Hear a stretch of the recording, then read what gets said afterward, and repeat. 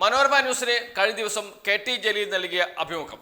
ആ അഭിമുഖത്തിൽ മുസ്ലിം ലീഗിനെ കുരുക്കിലാക്കുന്ന ഒരു പ്രസ്താവന അദ്ദേഹം പറഞ്ഞിരുന്നു, ഒരു നിലപാട് അദ്ദേഹം പറഞ്ഞിരുന്നു.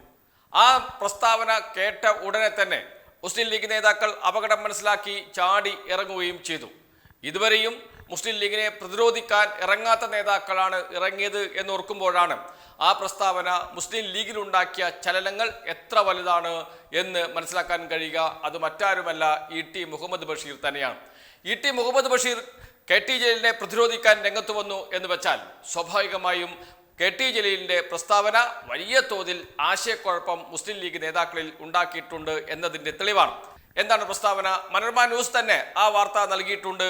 കെ.ടി. ജലീൽ പറഞ്ഞ കാര്യം അതുപോലെ കൊടുത്തിട്ടുണ്ട്. അത് ഇങ്ങനെയാണ്: സ്വർണ്ണക്കടത്തിനെതിരെ പാണക്കാട് സാദിഖ് അലി ശിഹാബ് തങ്ങൾ മതവിധി പുറപ്പെടുവിക്കണം. സ്വർണ്ണക്കടത്തിലും ഹവാലയിലും വിശ്വാസികൾ ഇടപെടരുതെന്ന് നിർദ്ദേശിക്കണം. മതവിധി ഉണ്ടായാൽ മലപ്പുറത്തിനെ കുറിച്ചുള്ള അപകീർത്തി ഒഴിവാകുമെന്നും അദ്ദേഹം പറഞ്ഞു. ഇതാണ് മനോരമ തന്നെ കൊടുത്തത്. എന്താണ്? സ്വർണ്ണക്കടത്തിനെതിരെ പാണക്കാട് സാദിഖ് അലി ശിഹാബ് തങ്ങൾ മതവിധി പുറപ്പെടുവിക്കണം. അതാണ് ഏറ്റവും പ്രധാനം. മതവിധി പുറപ്പെടുവിക്കണം. കാരണം ഈ കേസിൽ പെടുന്നതിൽ ഭൂരിപക്ഷവും മുസ്ലിം സമുദായത്തിൽപ്പെട്ടവരാണ്. അവർക്ക് ഹവാല ഇടപാടും സ്വർണ്ണക്കടത്തും തെറ്റാണ് എന്ന് കൃത്യമായി ബോധ്യമുണ്ടാകാനിടയില്ല. അത് പറഞ്ഞു കൊടുക്കേണ്ട ഉത്തരവാദിത്തം പാണക്കാട് സാദിഖ് അലി ശിഹാബ് തങ്ങൾക്കുണ്ട്. മുസ്ലിം സമുദായത്തിന്റെ ആത്മീയ നേതാവാണ് അദ്ദേഹം അത് പറയണം. അത് തെറ്റാണ്, അത് ചെയ്യരുത് എന്ന് പരസ്യമായി പറയണം. അങ്ങനെയാണെങ്കിൽ മുസ്ലിം സമുദായത്തിലെ ചെറുപ്പക്കാർ ഈ തെറ്റായ കാര്യം, മതവിരുദ്ധമായ കാര്യം ചെയ്യുന്നതിൽ നിന്ന് മാറി നിൽക്കും. അത് വേണം എന്നാണ് ആവശ്യപ്പെട്ടത് കെ.ടി. ജലീൽ. സ്വർണ്ണക്കടത്തിനെതിരെ പാണക്കാട് സാദിഖ് അലി ശിഹാബ് തങ്ങൾ മതവിധി പുറപ്പെടുവിക്കണം. സ്വർണ്ണക്കടത്തിലും ഹവാലയിലും വിശ്വാസികൾ ഇടപെടരുത്.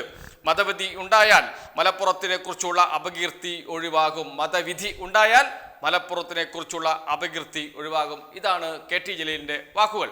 ഇത് കേട്ട ഉടനെ എന്തിനാണ് മുസ്ലിം ലീഗ് നേതാക്കൾ ചാടിയിറങ്ങുന്നത്? എന്താണ് ഇത്ര ഹാലിളക്കം? ഈ ചോദ്യം ഇന്നലെ തന്നെ ഉയർന്നു വരികയും ചെയ്തിരുന്നു.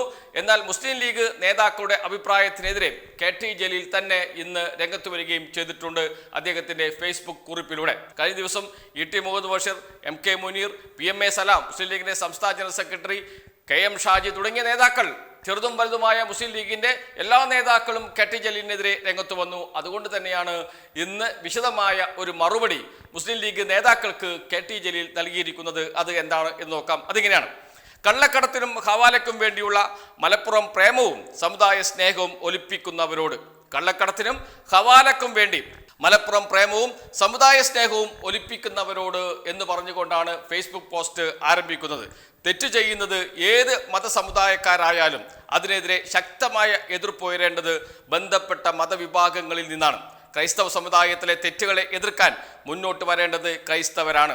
മുസ്ലിങ്ങളിലെ കുറ്റങ്ങൾ ചൂണ്ടിക്കാണിക്കേണ്ടത് മുസ്ലിമുകളാണ്. ഹൈന്ദവർക്കിടയിലെ അരുതായ്മകൾ പറയേണ്ടത് ഹൈന്ദവരാണ്. അല്ലാത്ത പക്ഷം താങ്കളെ ഇകഴ്ത്താൻ ഇതര മതസ്ഥർ കാണിക്കുന്ന കുൽസിത നീക്കങ്ങളായി അത്തരം ഇടപെടലുകൾ ദുർവ്യാഖ്യാനിക്കപ്പെടും. മതപരിഷ്കരണങ്ങളും സാമൂഹ്യ നവോത്ഥാനങ്ങളും അങ്ങനെയേ നടന്നിട്ടുള്ളൂ.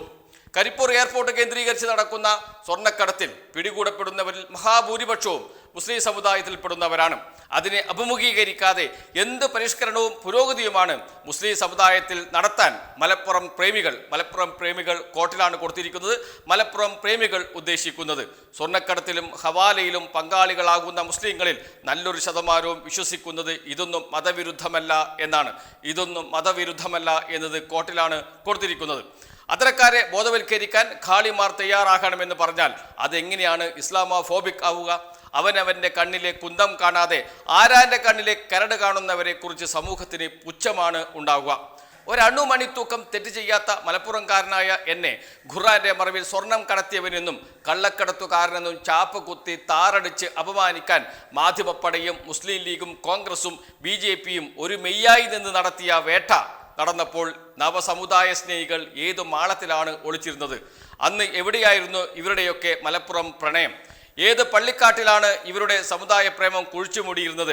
സ്വർണ്ണ കള്ളക്കടത്ത് മതവിരുദ്ധമാണെന്ന് പറയാൻ ഖാളിമാർ തയ്യാറാവണമെന്ന് അഭിപ്രായപ്പെട്ടപ്പോൾ എന്തിനാണ് ഇത്ര ഹാലിളക്കം? ഞാൻ പറഞ്ഞത് ലീഗിന്റെ സംസ്ഥാന പ്രസിഡന്റിനോടല്ല, എൻ്റെ കൂടി ഖാളിയോടാണ്. എന്ന് വെച്ചാൽ പാണക്കാട് സാദിഖ് അലി ശിഹാബ് തങ്ങൾ എൻ്റെ കൂടി കെ.ടി. ജലീലിന്റെ കൂടി ഖാളിയാണ്. അതുകൊണ്ട് തന്നെ എനിക്ക് അദ്ദേഹത്തോട് ഇത്തരമൊരു അഭിപ്രായം പറയാൻ കഴിയും. അത്തരമൊരു ചോദ്യം ചോദിക്കാൻ അവകാശമുണ്ട്. ആ ചോദ്യമാണ്, ആ അഭിപ്രായമാണ് ഞാൻ പറഞ്ഞിരിക്കുന്നത് എന്നാണ് കെ ടി ജലീൽ പറഞ്ഞു വെക്കുന്നത്. അതിനുശേഷം കെ ടി ജലീൽ വീണ്ടും തുടരുകയാണ്. സ്വർണ്ണക്കടത്തുകാർ വഴിയും ഹവാലക്കാർ വഴിയും വിദേശത്ത് നിന്ന് കിട്ടുന്ന പണം ഏതെങ്കിലും ആളുകൾ നാട്ടിലെത്തിക്കുന്നത് പുറത്തറിയുമെന്ന ഭീതി ആർക്കെങ്കിലും ഉണ്ടോ?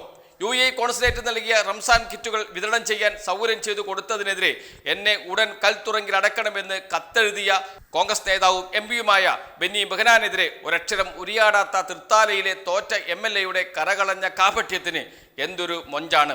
എല്ലാറ്റിനെയും മതത്തിന്റെ കണ്ണാടിയിലൂടെ മുടിനാരിഴക്കീറി പരിശോധിക്കുന്നവർ സ്വർണ്ണക്കടത്തും ഹവാലയും മതവിരുദ്ധമാണെന്ന് പ്രഖ്യാപിക്കാൻ തയ്യാറാകാത്തതിൻ്റെ ഗുട്ടൻസ് ബുദ്ധിയുള്ളവർക്ക് തിരിയും.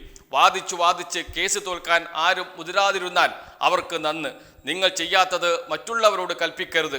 ദൈവത്തിൻ്റെ അടുക്കൽ കൊടിയ പാപമാണത്. വിശുദ്ധ ഖുർആന്റെ വാചകവും കൂടി കോട്ട് ചെയ്തുകൊണ്ടാണ് കെ ടി ജലീൽ തൻ്റെ പോസ്റ്റ് അവസാനിപ്പിക്കുന്നത്. ഇതിൽ അദ്ദേഹം പറയുന്ന കാര്യം നേരിട്ട് അദ്ദേഹത്തിൻ്റെ ഖാളി കൂടിയായ പാണക്കാട് സാദിഖ് അലി ശിഹാബ് തങ്ങളോടാണ്. എന്തിന് അത് മുസ്ലിം ലീഗ് നേതാക്കൾ ഏറ്റെടുക്കുന്നു? ഈ ചോദ്യമാണ് ഉയർത്തുന്നത്. അതോടൊപ്പം അദ്ദേഹം മുന്നോട്ട് വെക്കുന്ന പ്രധാനപ്പെട്ട ഒരു കാര്യവും കൂടിയുണ്ട്. ഹൈന്ദവ സമൂഹത്തിലെ തെറ്റുകൾക്കെതിരെ ആ സമൂഹത്തിൽ നിന്ന് പ്രതിഷേധം ഉയർന്നു വരണം. ക്രൈസ്തവ സമുദായത്തിന്റെ തെറ്റുകൾക്കെതിരെ ആ സമൂഹത്തിൽ നിന്ന് പ്രതിഷേധം ഉയരണം. അതേപോലെ തന്നെ മുസ്ലിം സമുദായ അംഗങ്ങൾ തെറ്റ് ചെയ്യുകയാണെങ്കിൽ, അവർ വഴിവിട്ട് സഞ്ചരിക്കുകയാണെങ്കിൽ അതിനെതിരെ പ്രതിഷേധവും പ്രതികരണവും ഉയരേണ്ടത് ആ സമുദായത്തിൽ നിന്ന് തന്നെയായിരിക്കണം. അല്ലാതെ പുറത്തു നിന്ന് അതേക്കുറിച്ച് ആരെങ്കിലും അഭിപ്രായം പറയുമ്പോൾ അത് മറ്റൊരു തരത്തിൽ വ്യാഖ്യാനിക്കപ്പെടും. അതുകൊണ്ട് സമുദായത്തിൽ നിന്ന് തന്നെയാണ് തിരുത്തൽ പ്രക്രിയ ആരംഭിക്കേണ്ടത്. അതിന് നേതൃത്വം കൊടുക്കേണ്ടത് പാണക്കാട് സാദിഖ് അലി ശിഹാബ് തങ്ങളാണ്. അദ്ദേഹം അതുകൊണ്ട് തന്നെ അഭിപ്രായം പറയണം, ഇത്തരമൊരു മതവിധി പുറപ്പെടുവിക്കണം എന്ന് പറയുന്നു കെ ടി ജലീൽ. അതിന് എന്തിനാണ് മുസ്ലിം ലീഗ് നേതാക്കൾ ഇങ്ങനെ ഭയപ്പെടുന്നത് എന്ന ചോദ്യമാണ് ചോദിക്കുന്നത്. അങ്ങനെ പറയുമ്പോൾ മുസ്ലിം സമുദായത്തിന് എതിരെയാണ് ഞാൻ നിൽക്കുന്നത് എന്ന് പറയുന്നത് എന്തിനാണ് എന്ന ചോദ്യമാണ് കെ ടി ജലീൽ ചോദിക്കുന്നത്. ഈ ചോദ്യത്തിന് ഇനി മുസ്ലിം ലീഗ് നേതാക്കൾ മറുപടി പറയുമോ എന്നത് മാത്രമാണ് ഇനി അറിയാനുള്ളത്. മറുപടി പറയാൻ സാധ്യതയില്ല. മലപ്പുറം ജില്ലയിലെ ഒരു തെറ്റ് ചൂണ്ടിക്കാണിച്ചാൽ അതെങ്ങനെയാണ് സമുദായത്തിനെതിരെയുള്ള വിമർശനമായി മാറുന്നത്, സമുദായത്തെ അവഹേളിക്കലായി മാറുന്നത്? സമുദായത്തിനകത്തുള്ള ഒരു തെറ്റ് ചൂണ്ടിക്കാണിച്ചാൽ സമുദായത്തിനകത്തുള്ളവർ തന്നെ അത് ചെയ്താൽ അതെങ്ങനെയാണ് ഇസ്ലാമോഫോബിക് ആകുന്നത്? അതെങ്ങനെയാണ് സമുദായ വിരുദ്ധമാകുന്നത്? അതെങ്ങനെയാണ് മലപ്പുറം ജില്ലയ്ക്കെതിരെയുള്ള ഒരു വികാരമായി മാറുന്നത്? അതെങ്ങനെയാണ് ന്യൂനപക്ഷത്തിനെതിരെയുള്ള വികാരമായി മാറുന്നത്? ഈ ചോദ്യമാണ് കെ ടി ജലീൽ ചോദിക്കുന്നത്. കേരളം ഒന്നടങ്കം ചോദിക്കേണ്ട ചോദ്യം തന്നെയാണ് കെ ടി ജലീൽ ചോദിച്ചിരിക്കുന്നത്.